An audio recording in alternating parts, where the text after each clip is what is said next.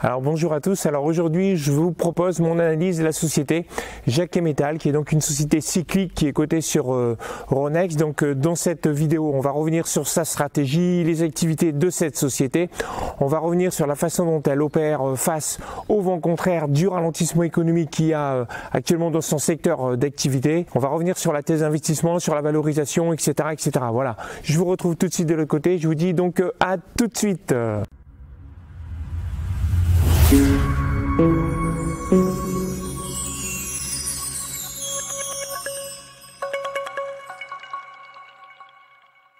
Alors pour faire l'analyse de Jacquet Metal, je vais utiliser un document que j'avais réservé à des clients dans l'offre expert. Donc c'est ce que je vais vous partager ici. On va partir sur la présentation de la société. Donc quelles sont ses activités, quelles sont ses stratégies. On regardera aussi sa valorisation. Et il y aura toute une partie de questions-réponses puisque j'ai rencontré le management au mois de septembre 2024. Et je vous reporterai ici les questions que j'avais posées et les réponses qu'on avait obtenues. Alors un disclaimer, parce que l'analyse que je fais ici n'est pas un conseil à l'achat ou à la vente. Je vous signale que moi je suis actionnaire de Jacquet Metal. Donc voilà, en termes de conflit d'intérêts, j'ai un intérêt à ce que la société soit mieux valorisée. Alors pour vous partager le document sur Jacquet Metal, donc on va sur le site de l'offre expert. On va sur Jacquet Metal, on clique et voilà le document que je souhaite donc vous partager aujourd'hui. Alors donc présentation de Jacquet Metal, donc le cours à l'époque où j'avais fait ce document, c'était donc le 4/11/2024, le cours était à 16 € et j'ai expliqué que j'étais actionnaire de Jacquet Metal et puis j'étais complètement indépendant parce que je n'ai aucun contrat avec la société. Donc voilà, l'idée c'est de vous faire ici la présentation qui compile les différentes informations que j'ai archivées et l'occasion de vous présenter une cycle. Voilà. Alors donc Jacquet Metal, c'est donc une société qui est familiale, qui a plus de 60 ans en fait, qui est contrôlée donc par une famille qui s'appelle la famille Jacquet. Donc elle est spécialisée dans la distribution de métaux et des métaux qui sont dits spéciaux. Donc en bourse, vous avez ici les codes en fait pour retrouver la société qui est donc cotée sur Euronext, ce compartiment B, qui fait une capitalisation boursière de 350 millions d'euros, puis qui a un chiffre d'affaires à peu près de 2 milliards. Et elle est éligible PEA et PEA PME. Donc c'est une valeur qui est cyclique. C'est-à-dire qu'à ce titre, son cours de bourse, il peut varier énormément selon les cycles de l'activité économique à laquelle elle est adossée. Et vous avez le cours qui fait des yo-yo, typiquement des montagnes russes de sociétés cycliques, c'est-à-dire que le cours de bourse est capable d'aller quelque chose comme 4-5 € ici, remonter quelque chose comme 14 €, voire éventuellement remonter sur quelque chose de 25, 28, 30 €, redescendre vers 10 €. Donc voilà, typiquement une cyclique, ça fait des yo-yo. Alors en historique, donc la société elle est d'origine de Lyon, elle s'est développée par de la croissance interne et externe, donc elle a été créée en 1962 par Michel Jacquet, qui est donc le fondateur, qui a créé à ce moment-là une société qui était spécialisée dans la découpe des métaux. Après, derrière, il y a son fils, en fait, qui a repris la relève, qui a réuni tout le capital, etc. Donc, il a repris 100% du contrôle du groupe. Et derrière, il a fait une introduction en bourse de ce qui s'appelait à l'époque Jacquet Industries, donc en 1997. Et donc, après, derrière, la société, il la développe pour aller en Europe centrale.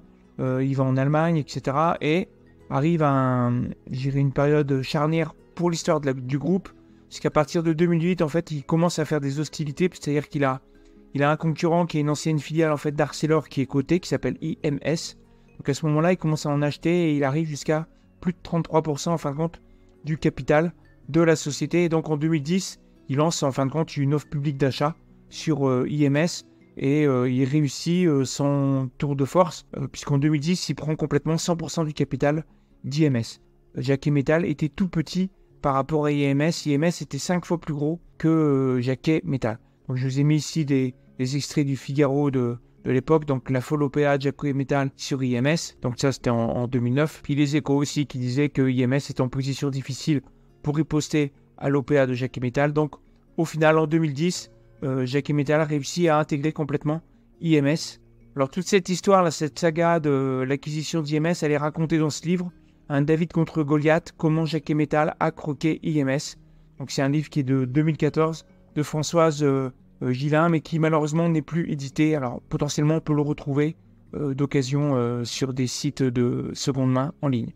Alors après, donc une fois qu'ils ont intégré IMS, ils continuent à se développer, ils font plusieurs acquisitions en Allemagne, etc. Enfin, ils continuent.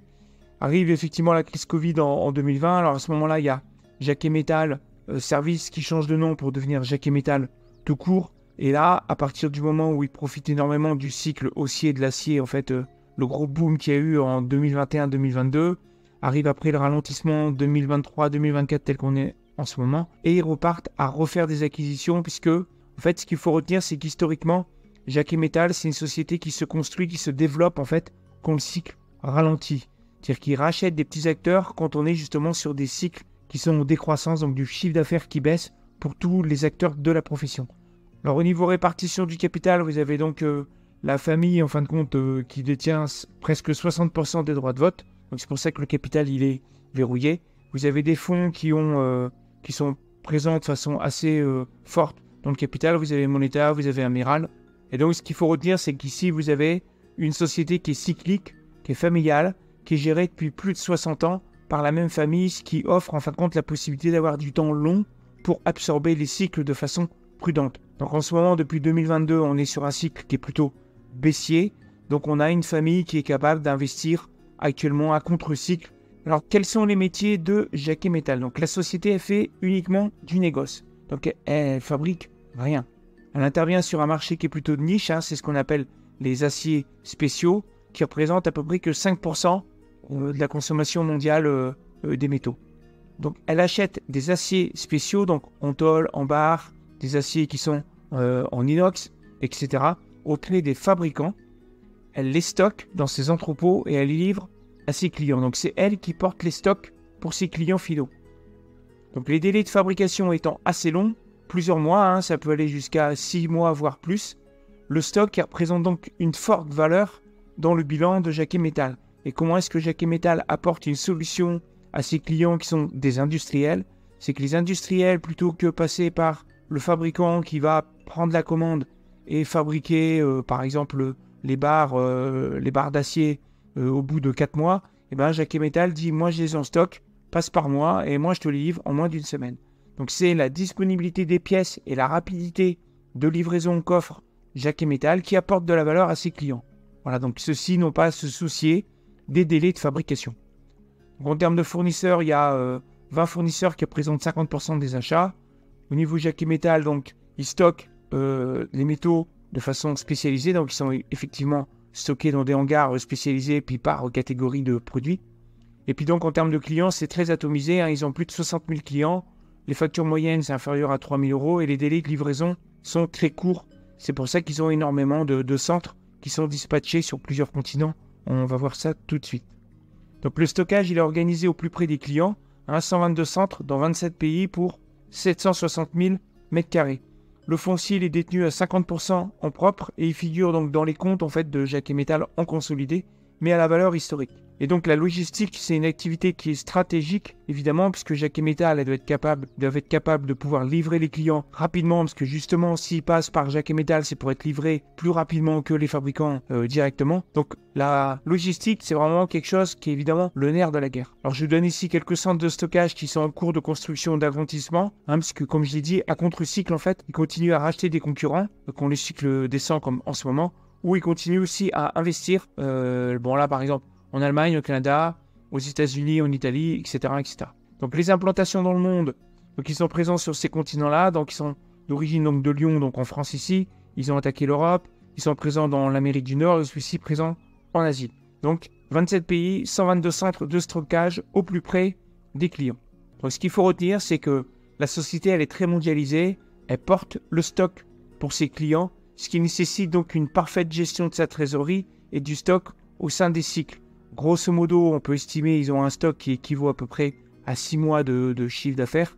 Mais effectivement, quand vous avez du chiffre d'affaires qui monte énormément, comme c'était le cas après le Covid, là, en fin 2020 et début 2021, il faut gérer son stock de façon différente. Donc si vous êtes en décroissance, comme là, vous avez du moins 20, moins 30% de chiffre d'affaires qui peut arriver en un an, comme c'est le cas lorsque tous les cycles sont en ralentissement.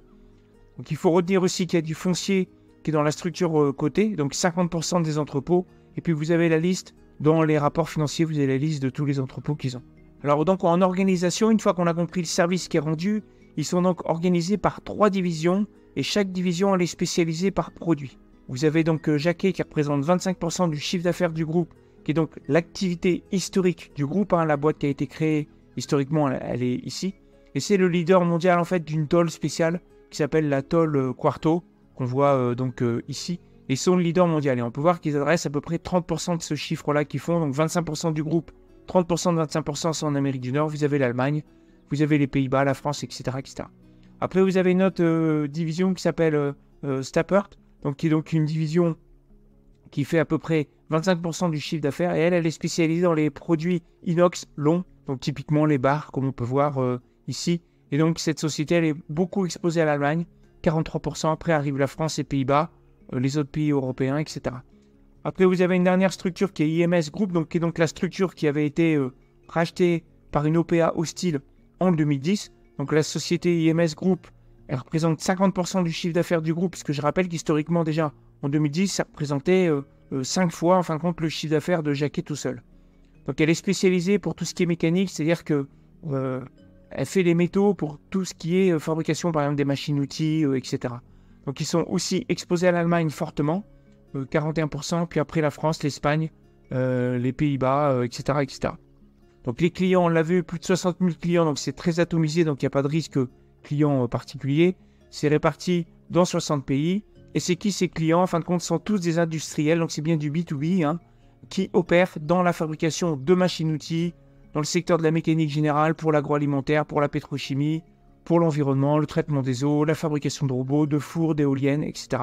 Alors l'activité par géographie pour tout le groupe, qui intègre donc les 3 divisions qu'on a vues, au 31-12-2023, vous avez 37% qui est l'Allemagne, 10% la France, après Pays-Bas, Italie, etc. pour 2,2 milliards de chiffre d'affaires au 31-12-2023. Donc il y a 3300 salariés, 27 pays, 123 centres de distribution, on l'a vu.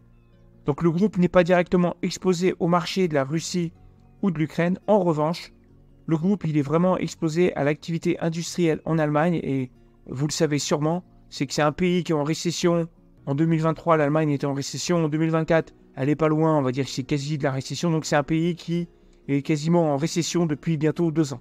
Donc les principaux risques sur ce genre de métier, c'est, vous avez compris, ils portent le stock pour les clients, à peu près 6 mois de stock. Donc ce qui fait que la variation des prix des métaux qu'ils achètent pour pouvoir les revendre derrière, c'est vraiment un enjeu majeur pour le groupe. Donc dans ce secteur en fait d'activité, sur la distribution de métaux, toutes les hausses ou toutes les baisses sont très rapidement répercutées par les fournisseurs, donc qui augmentent leurs prix quand les prix de l'acier montent, ou qui baissent leurs prix lorsque les prix de l'acier baissent. Et puis c'est aussi répercuté forcément vers les clients. Donc il faut vraiment que Jacquet Metal soit très vigilant sur les impacts que peuvent avoir. Donc ça assure directement la marge brute, et puis il faut qu'elle gère correctement aussi la rotation de son stock pour ne pas se retrouver à avoir trop de stock qu'elle a acheté trop cher au moment où le cycle s'inverse. Après, par rapport à ces risques-là, on a quand même Jacquet qui a un excellent track record dans la gestion des variations de prix qu'elle subit, puisque ça fait 60 ans que la société elle existe, et ça impacte évidemment tout ça, sa trésorerie et puis son stock. Mais vous allez voir, on aura une question là-dessus, la gestion de la valeur du stock est vraiment très prudente dans le bilan, mais on y reviendra. Donc la société utilise aucune couverture financière, des produits structurés ou je sais pas quoi, pour faire face à ces variations. C'est tout simplement son agilité à pouvoir adapter ses coûts fixes, à pouvoir adapter son niveau de stock, et avoir suffisamment de trésorerie à chaque fois pour pouvoir gérer son stock. Donc voilà pour le premier risque sur la variation des métaux. Toute la parade, elle est dans l'agilité en fait de la société à pouvoir gérer la variation des prix des métaux. Le deuxième risque majeur, c'est la conjoncture économique, puisque la demande de métaux elle est directement liée à la conjoncture économique des pays qui sont adressés. Donc le risque, il est géré par un étalement en fin de compte du risque, par une diversification du portefeuille client. Vous l'avez vu, il y a plus de 60 000 clients, les commandes sont plutôt de 3 000 €, avec des secteurs adressés qui sont aussi différents. Donc la société familiale a des processus de décision qui sont très rapides, c'est décentralisé, en lien avec la nécessité d'adapter localement et rapidement les décisions. Donc par exemple en Allemagne, c'est un mystère pour personne, c'est en fort ralentissement. Donc là, Jacquet Metal, ils ont publié un communiqué hier où ils ont annoncé qu'ils allaient couper à peu près 30% compte des entrepôts, des effectifs en Allemagne. Donc c'est une société qui est donc cyclique, donc c'est une société qui doit être hyper agile pour adapter ses coûts fixes. Donc ce qu'il faut retenir sur ça, c'est que la division Jacquet est leader mondial dans sa niche, ici. Voilà, donc ça pèse 25% du chiffre, mais quand vous êtes leader, vous savez, c'est vous qui fixez quelque part la marge du secteur. Autre point, c'est que les débouchés sont liés à l'industrie. Donc forcément, quand l'industrie ralentit, l'activité de Jacquet Metal ralentit aussi. IMS et Stepper sont fortement exposés à l'Allemagne, qui est en ralentissement depuis 2 ans, pour pas dire en récession. Et on a quand même, en point positif, une gestion qui est très prudente de la valeur comptable des stocks avec un excellent track record sur plus de 60 ans. Alors vous avez ici la performance financière avec l'exposition par pays. Donc là, c'est du chiffre d'affaires depuis 2014. On peut voir ici l'Allemagne. Vous voyez l'Allemagne ici, qui est donc prépondérante sur l'activité consolidée du groupe. Après, vous avez les autres pays d'Europe et vous avez la France, qui a été détaillée différemment parce que c'est le pays d'origine. Donc voilà, on va dire que c'est quand même un groupe qui est assez exposé à l'Allemagne. Après la génération de cash, alors là, vous avez une société qui, comme je l'ai dit, qui a un excellent track record depuis très longtemps. En fait, c'est une société qui a toujours gagné de l'argent, qui a toujours généré du cash, en fait. Donc, ce qu'il faut regarder, c'est la génération de cash plutôt que le résultat net, qui est plus un résultat comptable. Donc, de façon contre-intuitive, la société elle génère beaucoup de cash quand le cycle ralentit. Donc là, le cycle ralentit depuis à peu près 2022, et vous avez énormément de cash flow opérationnel qui est généré. Donc là, je vous ai pris par exemple 2020, qui est évidemment en ralentissement fort à cause du confinement, ou 2023, qui est une année de fort ralentissement aussi.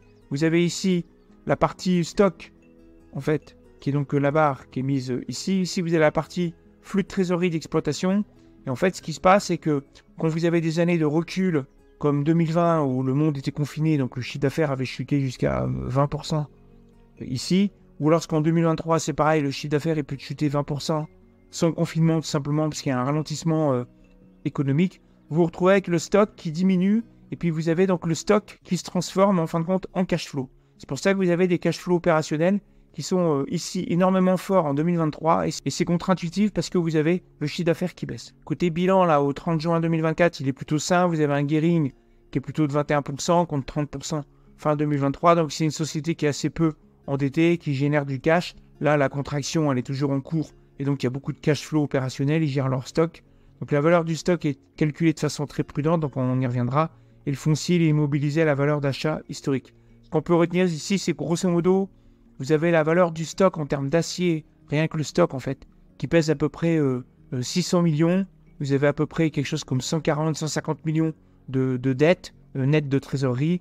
Donc ce qui fait que le cours de bourse actuellement, il fait que la valorisation de la société, c'est 350 millions. Vous rajoutez les à peu près, on va dire, 140 millions de dettes, et vous n'avez même pas le prix de l'acier. Et je ne vous parle même pas du foncier. Vous avez là une société qui est typiquement une société qui décote, puisque vous avez la société qui cote quelque part moins que la valeur de son stock d'acier, qui lui-même est valorisé de façon prudente. Alors, question-réponse, donc je les ai rencontrés en septembre. Donc, une question qu'on a posée, c'est pouvez-vous revenir sur la valorisation des stocks dans votre bilan? Donc, je rappelle, il y a à peu près quelque chose comme 600 millions de stocks. Donc, depuis 2010, on a un algorithme qui utilise divers paramètres tels que le prix d'achat et la rotation des stocks pour valoriser notre stock de manière prudente. Donc, en d'autres termes, lorsque les prix de l'acier que nous acquérons diminuent, nous appliquons des dépréciations sur nos stocks. Et à l'inverse, lorsque vous avez les prix qui montent, en fait, nous ajustions nos provisions qu'on avait précédemment établies, et donc là, ils les reprennent. Donc le stock, il reprend de la valeur. Donc tout cela est ajusté en fonction de la rotation du stock.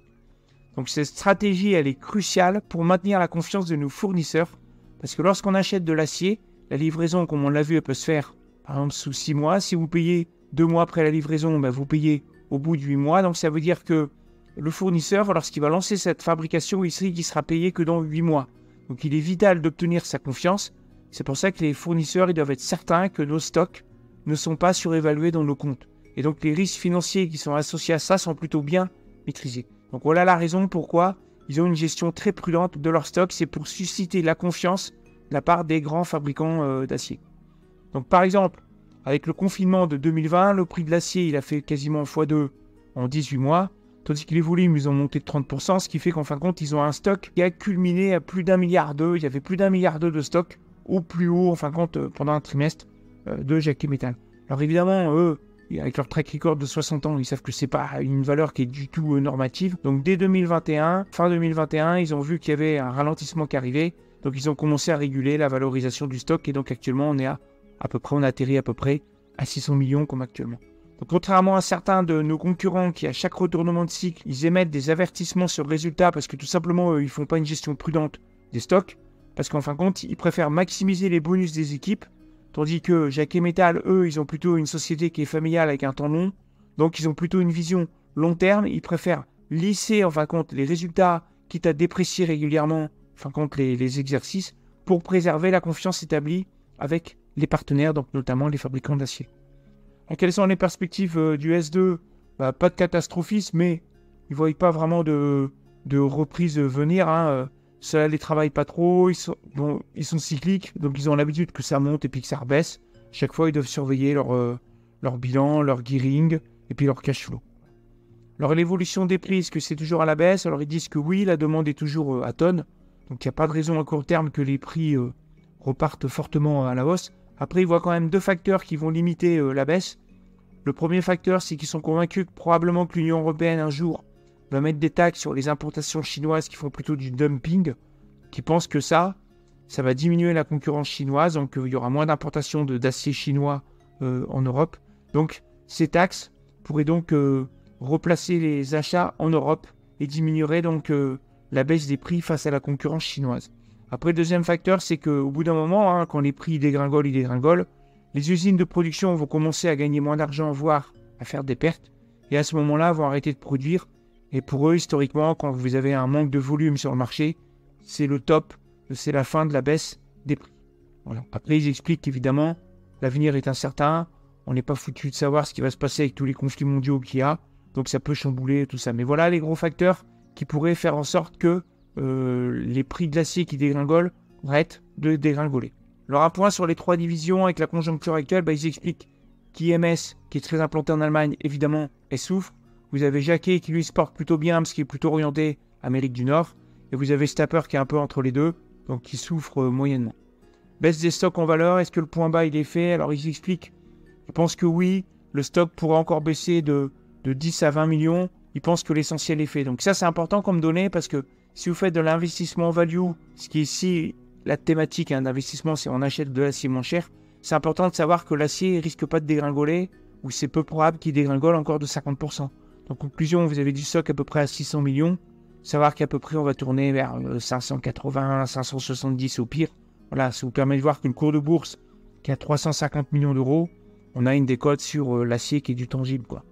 Alors pourquoi avoir du foncier en propre ? Donc ils pensent que ça leur permet d'être plus agiles, parce que ça permet de fermer les sites si besoin, puis derrière, ils revendent le foncier. Tandis que si vous êtes locataire et que vous avez un bail, par exemple, sur 5 ans, puis vous voulez fermer au bout de 3 ans, vous avez 2 ans de loyer à assumer ou il faut renégocier les baux, etc. Donc là, c'est beaucoup plus compliqué. Pourquoi achetez-vous autant de titres ? Annulation de titres et un point actuel. Donc c'est une société qui a énormément racheté ses titres depuis plus d'1 an. Donc ce qu'ils expliquent, c'est qu'au cours actuel, ça leur permet d'acheter leur acier avec un bon discount. Donc ils ont annulé tout l'autocontrôle à fin juin 2024, donc il y avait 400 000 titres. Et puis sur le T3, rien que sur le T3 en fait, ils ont acheté 4% du capital. Donc voilà, on verra si on les annule ou si on les garde pour faire du M&A avec du paiement en titres. Donc vous avez une société là qui elle-même pense que son cours de bourse est moins cher que son stock d'acier, donc ça lui permet d'acheter son propre acier moins cher. Voilà. Est-ce qu'il y a du M&A des pistes ? Ils disent oui, bien sûr, comme à chaque fois qu'il y a des cycles qui s'inversent avec un marché à tonnes, ils regardent, ils sont sélectifs, prudents, ils ont un bilan plutôt simple pour pouvoir acheter du monde, relever de la dette.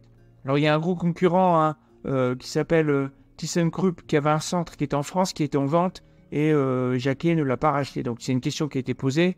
Et pourquoi est-ce que vous n'avez pas racheté ce gros centre ? Ils disent oui, effectivement, c'était bien un concurrent d'IMS qui était en vente. En fait, on ne l'a pas pris parce qu'il était trop à l'ancienne.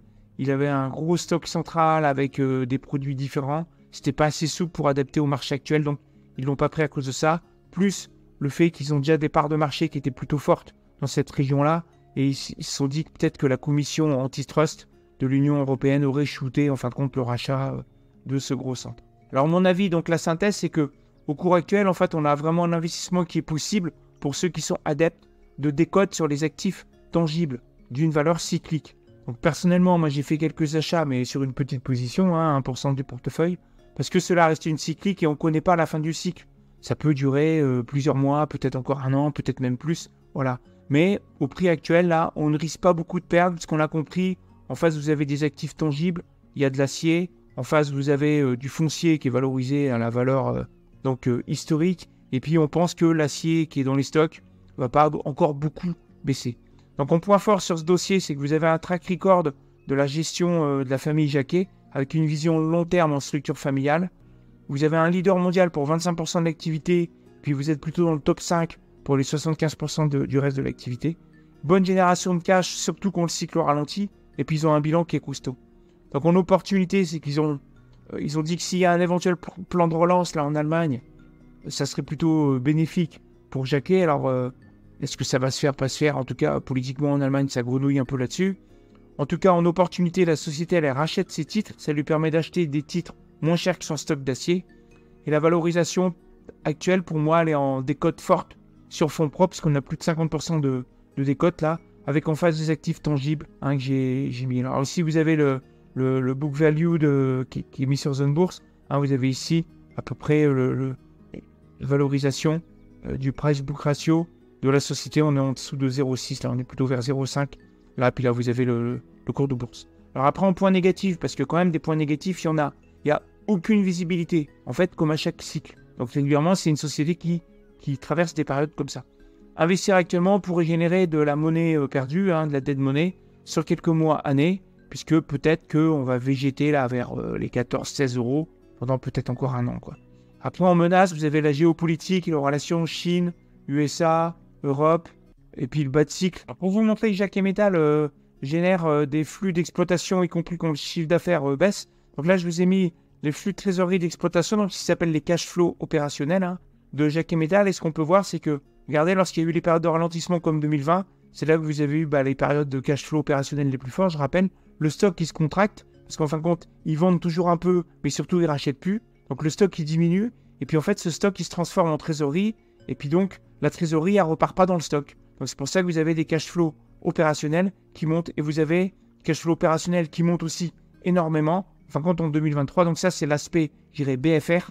Vous avez le besoin en fonds de roulement en fait qui restitue, qui se contracte en fait, qui restitue la trésorerie qui était dans le stock. Et autre point, si on regarde la rentabilité des capitaux propres, ce qu'on peut voir, c'est que vous avez ici les yo-yo des cycles, et en moyenne, vous avez quand même en moyenne quelque chose qui a plutôt une rentabilité des capitaux propres qui est largement au-dessus de 10%, on va dire peut-être 10, 12, 13% de rentabilité des capitaux propres. Donc voilà pourquoi quand le cycle va repartir, vous allez à nouveau en fait avoir le cours de bourse qui va probablement repartir largement au-dessus de sa valeur de stock. Voilà, je vous remercie d'être resté jusqu'au bout. Il me reste à vous rappeler que vous avez mon partenariat Zone Bourse avec moins 25% sur les abonnements. Le lien est dans la barre de description. Et vous pouvez récupérer le PDF que je vous ai partagé ici. Le lien est aussi dans la barre de description. Et vous serez alors aussi automatiquement inscrit à ma newsletter pour bénéficier des différentes présentations et invitations à faire des webinaires gratuits, etc. que je propose à ma liste d'inscrits. Voilà, sur ce, je vous dis donc à bientôt. Prenez soin de vous. Ciao!